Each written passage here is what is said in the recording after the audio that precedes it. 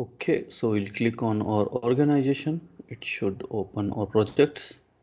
And last time we were developing a CI pipeline for .NET Core app.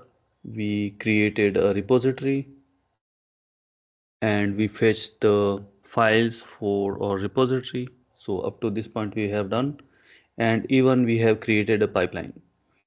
So when we are creating a pipeline, it will create a YAML file in your repository. So if I go to my pipeline, click on pipelines, I can see one pipeline is created. So I can, if I see all, I can see if I have more than one pipelines. So for one repository, we can have multiple pipelines. So idea here is that from one repository, let's say if we would like to build different packages for using different agent maybe. So for example, just it is, yes, Mohammed.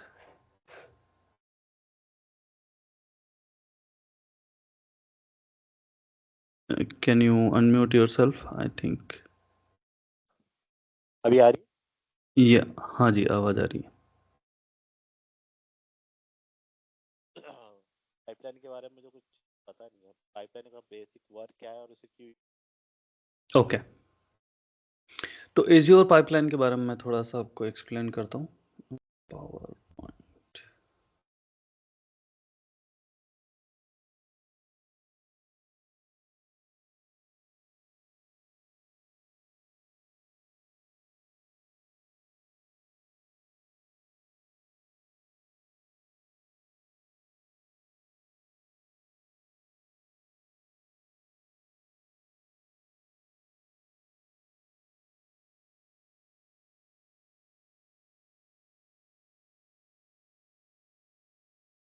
So basically azure pipeline क्या होता है. हम लोग azure DevOps का इसलिए use करते हैं कि हमारा बिल्डिंग प्रोसेस ऑटोमेटिक हो जाए. मींस हमने एक मैन्युअली एक प्रोजेक्ट बनाया था, उसमें हमने देखा था कि उसको हम कैसे डिप्लॉय कर सकते हैं. तो मैन्युअल अगर प्रोजेक्ट बनाते हैं तो उसमें सबसे पहले हमें बिल्डिंग प्रोसेस करना होता है. मींस प्रोजेक्ट को, what is happening, why it's not writing.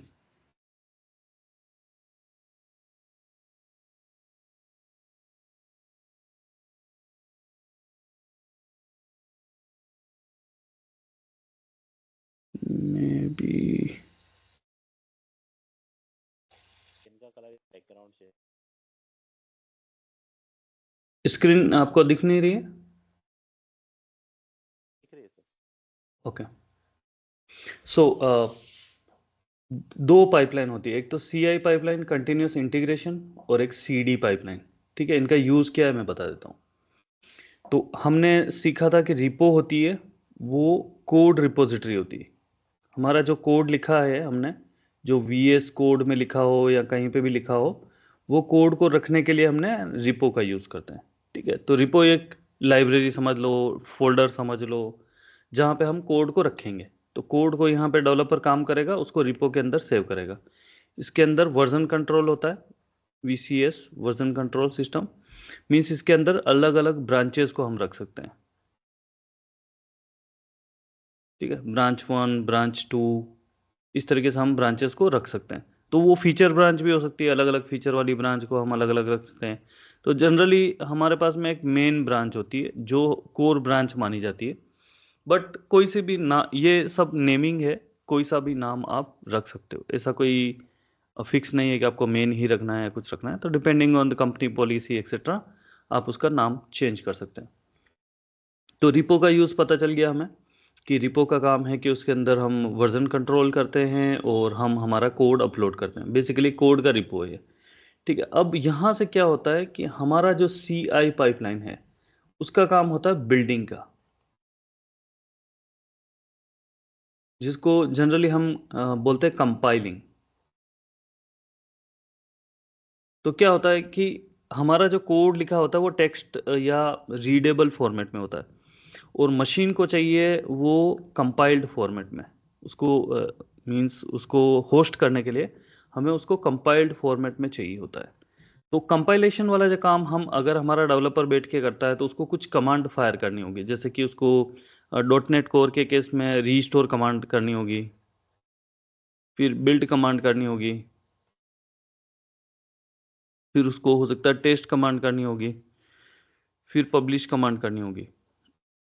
तो इस तरीके से उसको कुछ कमांड्स करनी होगी उसके कंप्यूटर पे, फिर वो उस जिप फोल्डर को या उस फोल्डर को होस्ट कर सकता है कहीं पे, जैसे IIS पे कर ले या फिर वेब ऐप पे कर ले, ऐसा कुछ करके वो होस्टिंग कर सकता है।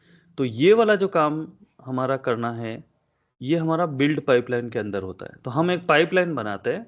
तो पाइपलाइन को आप ऐसे समझिए जैसे पानी का पाइप होता है ना, वैसे जैसे ये पाइप है, ठीक है, ये पाइपलाइन है। इसमें हमने रिपो से लिया, ठीक है, रिपो से इसमें डाला, उसमें जो भी कंपाइलिंग वाला प्रोसेस है वो हमने लिखा कोड, उसके अकॉर्डिंगली उसने एक आर्टिफैक्ट बना दिया, ठीक है। ये प्रोसेसिंग प्लांट की तरह है कि इधर से आपने रिपो से कोड लिया, इसको इसने प्रोसेस किया और इसने एक आर्टिफैक्ट डेवलप कर लिया, ठीक है। वो आर्टिफैक्ट को हम क्या करेंगे, हमारा इनपुट हो गया वो CD पाइपलाइन के लिए। और CD पाइपलाइन का काम होता है डिप्लॉयमेंट या डिलीवरी का काम, कंटिन्यूस डिलीवरी। अब CD पाइपलाइन क्या करेगा, तो इस आर्टिफैक्ट को हमने लिया और एक पाइपलाइन और बना लेते हैं जिसको हम CD पाइपलाइन बोले। तो ये एक पानी के पाइप की तरह, ये पाइप की तरह है। तो ये क्या करेगा, और ये जो पाइपलाइन रन करती है, बेसिकली वो जिस कंप्यूटर पे रन करती है वो एक एजेंट कहलाता है, ठीक है। ये भी जब पाइपलाइन रन करेगी, ये पाइपलाइन ऐसे रन करेगी, तो ये भी जो रन करेगी वो उसको एजेंट बोलते हैं। और वो हमें 1800 मिनट के लिए फ्री में माइक्रोसॉफ्ट ने दिया है। तो यहाँ पे वो ये काम आ रहा है, तो आपके मिनट डिटेक्ट होते रहेंगे जितनी देर ये पाइपलाइन में वो एजेंट काम करेगा। तो ये एजेंट पे चलेगा। अब वो यहाँ क्या होगा, यहाँ पे जॉब्स बनेंगे आपके कि ये क्या काम करने वाला है। मींस वो एजेंट पे ये जो आर्टिफैक्ट बन गया है, इस आर्टिफैक्ट को कंप्रेस करेगा, और वो जहाँ पे भी आपका डिप्लॉय करना, अगर वेब ऐप पे करना है या आपका वर्चुअल मशीन पे करना है या कोई कंटेनर ऐप है तो उस पे करना है, तो वो उसको डिप्लॉयमेंट का काम करेगा। तो बेसिकली डेवऑप्स में यही काम है कि हमारे पास रिपो है, रिपो से वो CI होगा, मींस CI पाइपलाइन में डालेंगे उसको। CI पाइपलाइन में उसका एक आर्टिफैक्ट प्रोड्यूस होगा, वो आर्टिफैक्ट को हम CD पाइपलाइन में डालेंगे और उसको डिप्लॉय करेंगे। अभी इसको थोड़ा कॉम्प्लिकेटेड बना के देखते हैं। Yes, someone asking anything? क्या मैं ही पूछा हाँ जी, पाइपलाइन में सिंगल प्रोसेस होगी या फिर मल्टीपल प्रोसेस? देखो उस मल्टीपल प्रोसेस के लिए लाइसेंसिंग चाहिए। बाकी हमारा फ्री टीयर में सिंगल प्रोसेस ही होगा, एक बार में एक ही काम होगा। तो हमारा अब ये प्रोसेस आप समझें कि ये रिपो है हमारा, ठीक है, और हमने इस रिपो में अलग अलग ब्रांच बनाई। तो एक स्ट्रेटेजी तो हम ये कर सकते हैं कि ब्रांच है, ठीक है, ब्रांच 1। अब जब मैं ब्रांच 1 पे बोलता हूँ कि इसको तुम ले जाओ और इसको एक पाइपलाइन में डालो, ये पाइपलाइन मान लेते हैं हमारी, ठीक है, ये हो गई हमारी CI पाइपलाइन। इसको कंपाइल करो और उसके बाद में इसको CD पाइपलाइन में डालो, ये हो गई हमारी CD पाइपलाइन। और उसके बाद में हम बोलेंगे इसको डेव सर्वर पे डिप्लॉय कर दो, जो हमारी वर्चुअल मशीन है बेसिकली, ठीक है।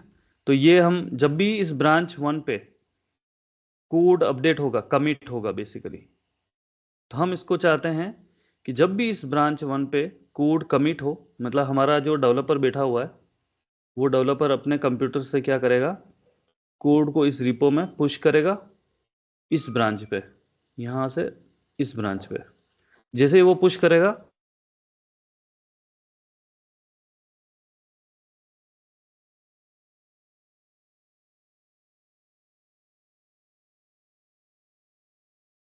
हमें इस पाइपलाइन को कुछ भी कहने की जरूरत नहीं, ये ऑटोमेटिकली स्टार्ट हो जाएगी और ये एजेंट पे चलेगी और वो आर्टिफैक्ट बना देगी। वो आर्टिफैक्ट, जैसे ही ये आर्टिफैक्ट होता है हम इसको भी ऑटो कर सकते हैं, तो ये ऑटोमेटिकली रन होगी और ये डिप्लॉयमेंट स्टार्ट कर देगी और वो डिप्लॉय करेगी जो भी हमने डेव सर्वर को इसका लोकेशन दिया है, ठीक है। तो ये पाइपलाइन स्टार्ट होगी और वो उस पर जाके डेव कर देगी।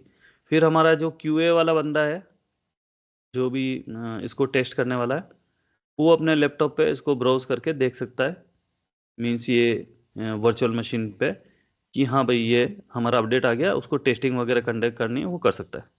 ठीक है, इसी तरीके से हम ब्रांच 2 पे भी बना सकते हैं, सेम मेथड है ना, ऐसे एक पाइपलाइन बनाओ। ठीक है, तो ये मल्टी सिनेरियो हो गया। ठीक है, जिसमें हम हो सकता है किसी और मशीन पे डिप्लॉय करें, जो कि UAT सर्वर है फॉर एग्जांपल, जो भी हमारी कंपनी बोलती है कि हमें इस सर्वर पे चाहिए, तो इसका URL अलग होगा, इसका URL अलग होगा। तो इनको हम बोलेंगे कि भैया तुम इस पे टेस्ट कर लो, तो वो उनके कंप्यूटर लगा के इस URL पे टेस्ट करेंगे। जैसे कि मान लो ये हमारी इंटरनल टीम है, इंटरनल टीम है, और ये हमारा कस्टमर है। तो इंटरनल टीम में तो हम फ्रीक्वेंट डिप्लॉयमेंट करते रहेंगे, जैसे कि दिन में 2 बार कर लिया, 3 बार कर लिया, हमारी मर्जी है, क्योंकि हम लोग तो बार बार कमिट कर रहे हैं यहाँ पे, तो फ्रीक्वेंट डिप्लॉयमेंट हो रहे हैं। हमारा टेस्टर भी वेटिंग में बैठा है कि चलो ये टास्क आएगा, वो टास्क आएगा, तो वो फ्रीक्वेंटली होता रहेगा। तो हम नहीं चाहते कि हमारा कस्टमर डिस्टर्ब हो जाए। तो कस्टमर के लिए एक ब्रांच 2 बना लो, यहाँ से सब कुछ अप्रूव हो जाए। ये QA जब बोल दे कि यस एवरीथिंग गुड, तो इसको ब्रांच 2 में डाल दो, इस कोड को। ठीक है, तो यहाँ से ब्रांच 2 में आएगा तो ये पाइपलाइन स्टार्ट हो जाएगी, और ये कस्टमर को चला जाएगा, मीन्स कस्टमर उसको देख पाएगा, अपडेट होता रहेगा। इसी तरीके से एक आप बना दो मेन ब्रांच या प्रोडक्शन ब्रांच। जब यहाँ पे सब कुछ कस्टमर बोलेगा सब कुछ गुड है, तो यहाँ पे एक पाइपलाइन बना दो और इसको आप स्टार्ट कर लो। ठीक है, इसी तरीके से वो प्रोडक्शन ब्रांच के में अपना जो वर्चुअल मशीन है उस पर चला जाएगा, और ये आपकी लाइव एप्लीकेशन अपडेट हो जाएगी। तो अभी इसमें फ़ायदा क्या हो रहा है, यहाँ पे आपके कस्टमर, यहाँ पे आपका QA वाला है, उसको अपडेट मिल गया, अगर कुछ गड़बड़ है तो वो आपको बताएगा, आपके टास्क क्रिएट करेगा बोर्ड में। ठीक है, वो बोलेगा कि नहीं नहीं ये गड़बड़ है, ये बग फिक्स करो। फिर तुम वापस पुश करोगे, फिर वापस ये चालू होगा, वो वापस चेक करेगा, वो वापस फीडबैक देगा। ठीक है, वो बोलेगा ओके, तो तुम लोग क्या करोगे, मींस डेवलपर्स, कि वो लोग इसको ब्रांच 2 पे पुश कर देंगे वो चेंजेस को, तो ये ट्रिगर हो जाएगी ऑटोमेटिक। तो आपने जो एक बार पाइपलाइन बना दी, तो ये आपकी पहली पाइपलाइन थी, ये दूसरी पाइपलाइन है, और ये आपकी तीसरी पाइपलाइन है। तो आपने ये अपडेट कर दिया। ठीक है, और आपका जो स्क्रम मास्टर या जो प्रोडक्ट ओनर है वो नोटिफाई हो जाएगा, वो इसको या तो रिजेक्ट करेगा या अप्रूव करेगा। ठीक है, वो जैसे ही एक्शन लेता है या वो बोलेगा, आपको जैसे भी इन्फॉर्म करना, जो भी आपकी कंपनी के सेट ऑफ दूर, everything looks good, please push it to the production, तो प्रोडक्शन में पुश कर लेंगे आप। फिर यहाँ पे वही स्टोरी स्टार्ट हो जाएगी, वो प्रोडक्शन में पुश हो जाएगा। और यहाँ पे आपको मैं एक चीज़ और समझाऊंगा, जो स्लॉट वाला होता है। एप्लीकेशन सर्विसेज में स्लॉट भी हो सकते हैं, तो अगर आपके एक स्टेजिंग स्लॉट होता है, उस पर पुश कर लेगा ये, और एक प्रोडक्शन स्लॉट होता है। तो यहाँ पे क्या होता है, जब ये कोड आएगा तो ये कोड आपका स्टेजिंग स्लॉट पे पुश हो जाएगा, और ये बाद में स्वेप हो जाएंगे। ठीक है, इस तरीके से हो सकता है। तो ये कुछ सिनेरियो है। अभी ये पाइपलाइन का देखो, आपकी एक ही प्रोजेक्ट के अंदर, एक ही रिपो के अंदर आपकी 3 पाइपलाइन बन गई, depending on the client and the requirement etcetera etcetera. ठीक है, अभी इसी प्रोजेक्ट में हो सकता है एक रिपो और हो, repo 2।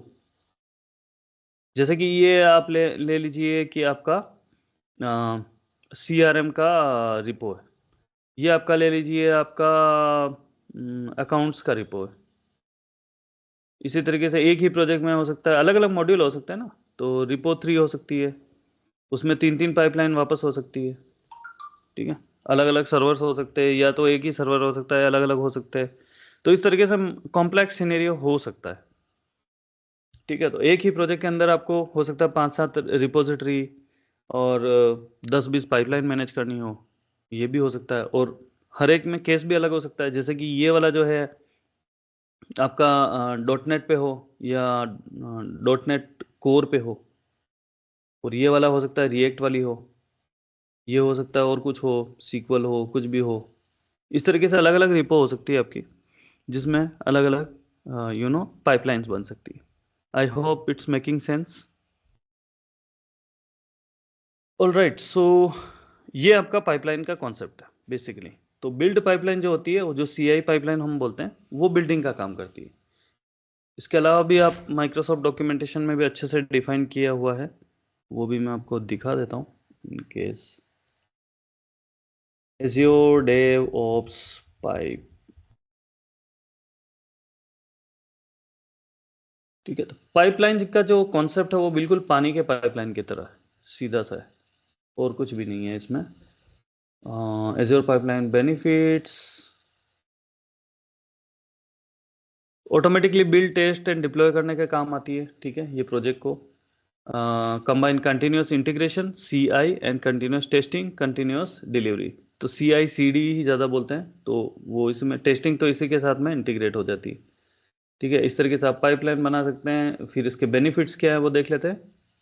Azure Pipeline provide quick, easy and safe way to automate building your projects with consistent and quality code that's readily available to users.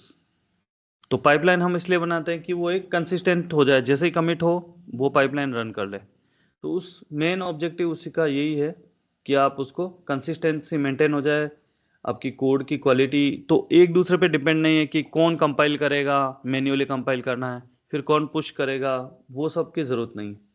तो उनको टेक्निकली किसी भी जैसे डेवलपर को किसी भी चीज़ को एक्सेस देने की ज़रूरत नहीं है उसको।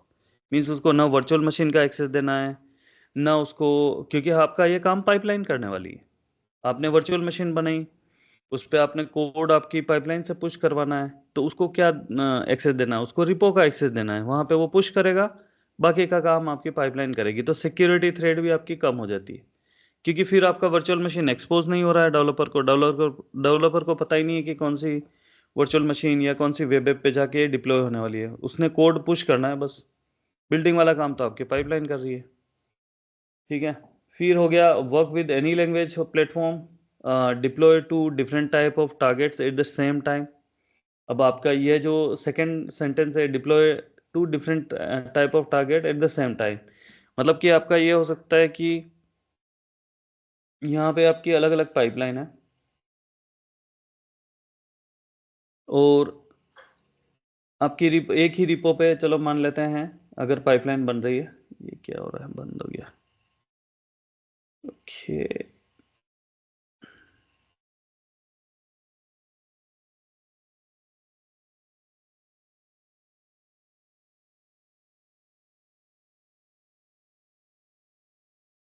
ये डिसेबल क्यों हो रहा है पता नहीं।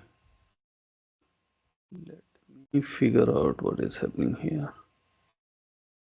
इसको मिनिमाइज करते हैं, यस। ओके, तो अभी जैसे आपका एक पाइपलाइन आपने बनाया कि एक ही रिपो है आपके पास, और चलो उसमें आपका अलग ब्रांच मान लेते हैं, B1 या B2 मान लेते हैं। फिर यहाँ तक तो समझ आ गया है। फिर CI पाइपलाइन हो गया, CD पाइपलाइन आ गया, ये भी हमें समझ आ गया है, CI CD पाइपलाइन, ठीक है। अब ये जो डिप्लॉय कर रहा है ये हो सकता है वर्चुअल मशीन पे कर रहा हो, और ये जो डिप्लॉय कर रहा है ये हो सकता है वेब ऐप पे कर रहा हो।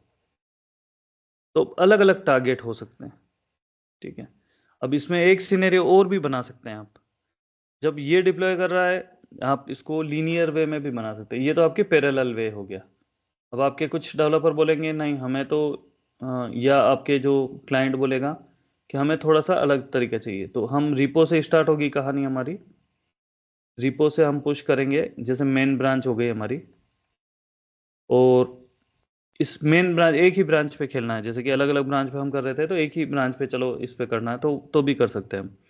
तो इसमें क्या करेंगे, हम CI पाइपलाइन चलाएंगे, तो बिल्डिंग हो गई हमारी, मतलब कि कंपाइल हो गया, ठीक है। फिर हमारी एक CD पाइपलाइन बना देंगे। CD पाइपलाइन में हम क्या करेंगे कि स्टेजेस बना देंगे, कि पहले इसको एक वर्चुअल मशीन पे डिप्लॉय करो, ठीक है, VM पे डिप्लॉय करो, तो ये VM पे डिप्लॉय कर देगा। बेसिकली यहाँ पे कोड आप क्या क्या हो गया, यहाँ पे जब CI किया तो ये आर्टिफैक्ट बना दिया, ये आर्टिफैक्ट आपका ये पिक करेगा CD, और ये इस पे डाल देगा, ठीक है। फिर हम इसको क्या बोल सकते हैं कि यहाँ पे एक अप्रूवर बैठा दो, तो यहाँ पे हम इस पाइपलाइन के अंदर एक लॉजिक बना सकते हैं कि ये जब डिप्लॉय होगा तो हमें अप्रूवल चाहिए, तो यहाँ पे डिप्लॉय हो जाएगा, फिर वेट करेगा वो अप्रूवल का, और यहाँ पे फिर वो हम बोलते हैं कि ये अप्रूव हो जाए तो इसको वेब ऐप पे कर लो। ठीक है, तो ये सेकेंड स्टेज हो गई, मतलब कि ये यहाँ पे डिप्लॉय कर लेगा, फिर वेट करेगा, वो बंदा चेक करेगा इसको कि हाँ सब कुछ सही है, टिक टिक टिक करेगा जो भी चेक करना उसको, उसके बाद में वो अप्रूव करेगा मींस पाइपलाइन के अंदर, और जैसे ही वो अप्रूव करेगा ये डिप्लॉयमेंट स्टार्ट हो जाएगा। ये अगेन सीडी चल रहा है, मतलब ये सीडी का पार्ट है, तो ये डिप्लॉयमेंट प्रोसेस स्टार्ट हो जाएगा वेब ऐप। इसके आगे हम और कर सकते हैं कि चलो ये बंदा यहाँ एक बिठाते हैं, वो अप्रूव करेगा, फिर उसके बाद में उसको दूसरी वेब ऐप पे डाल दो जो प्रोडक्शन हो सकती है। तो यहाँ के अप्रूवल का वेट करेगा, ये जैसे ही वो चेक करेगा सब कुछ सही है, अप्रूव करेगा, अगली वाली पाइपलाइन पे मीन्स अगले वाले ऐप पे स्टार्ट हो जाएगा। तो एग्जाम्पल के लिए हम ऐसे ले सकते हैं कि ये कोई आईपी एड्रेस हो सकता है, मीन्स आपका कोई पब्लिक आईपी एड्रेस हो सकता है जो वर्चुअल मशीन को दिया हो। इस वाले केस में आपका हो सकता है कि जैसे कि आपने कोई सब डोमेन कर लिया हो, फॉर एग्जांपल आपने कर लिया हो कि qa.abc.com, और ये वाली वेब ऐप में आपने कर रखा हो staging.abc.com। ठीक है, और यहाँ पे एक स्लॉट बन जाएगा, मीन्स इसके अंदर एक स्लॉट वाला कॉन्सेप्ट होता है, तो जैसे ही वो होगा तो वो आपकी मेन वेबसाइट abc.com पे स्विच हो जाएगा। तो इस तरीके से भी आप लीनियर वे में भी आप पाइपलाइन बना सकते हैं, और वो पाइपलाइन आपका डिप्लॉयमेंट कर सकती है। ओके, तो ये आपके कुछ तरीके हैं पाइपलाइन बनाने के। रीज़न यही है कि ऑटोमेट करना है हमें डिप्लॉयमेंट का प्रोसेस, ऑटोमेट करना है हमें बिल्डिंग का प्रोसेस। तो आप यहाँ देखेंगे कि आपका जो डेवलपर है या मल्टीपल जो भी डेवलपर्स हैं आपके, ठीक है, उन डेवलपर को इन पाइपलाइन के बारे में कुछ भी पता नहीं है यहाँ से। उनको सिर्फ ये रीपो का एड्रेस है, ठीक है, अगर 2-3 बंदे भी काम कर रहे हैं तो उनको यहाँ रीपो का एड्रेस है, उनको पता है कि यहाँ कोड पुश करना है, उसके बाद में क्या होता है कैसे होता है वो सब आप पे डिपेंड है, क्योंकि वो आपकी मीन्स आप CI और CD पाइपलाइन आप बनाएंगे, आप मैनेज करेंगे, ये रिसोर्सेज आप बनाने वाले हैं, इसलिए हमने एज्योर की स्टडी की। ठीक है, तो एज्योर में ये रिसोर्सेज आप बनाएंगे, इसके डिप्लॉयमेंट भी आपकी जिम्मेदारी है, और वो कहाँ डिप्लॉय हो रहे हैं, कैसे डिप्लॉय हो रहे हैं, क्या कोड लिख रहा है ना, वो सब कुछ वो आपको ही पता है। तो यहाँ पे उनका जॉब खत्म हो जाता है कि वो अपना कोड पुश करेंगे, काम खत्म उनका, आगे का जो भी प्रोसेस है वो आपका एज्योर डेवऑप्स इंजीनियर का काम है, और वो डिप्लॉयमेंट वगैरह शेड्यूल करेगा। अभी इसमें अलग अलग हो सकता है कि कहीं तो ऑटो हो जाता है ऑटोमेटिकली, यहाँ पे मेन ब्रांच पे जैसे ही ट्रिगर होगा आगे की पाइपलाइन स्टार्ट हो जाएगी। कहीं पे आपका स्केड्यूल हो सकता है, स्केड्यूल में क्या होगा कि रोज रात को 3 बजे स्टार्ट हो जाए भाई पाइपलाइन, इस तरीके से भी हो सकता है आपका कि एक टाइम हम फिक्स कर लें, जैसे कि फ्राइडे की रात को 3 बजे हो जाए, वीकेंड की रात को 3 बजे हो जाए, ऐसा कुछ हम सेट कर सकते हैं। तो उस केस में क्या होगा कि आपका वो पाइपलाइन अपना काम करते रहेगी, डेवलपर्स अपना कोड पुश करते रहेंगे, और जो मेन ब्रांचेस पे चेंज होंगे वो कम बिल्ड हो जाएंगे और वो डिप्लॉय हो जाएंगे वन बाय वन।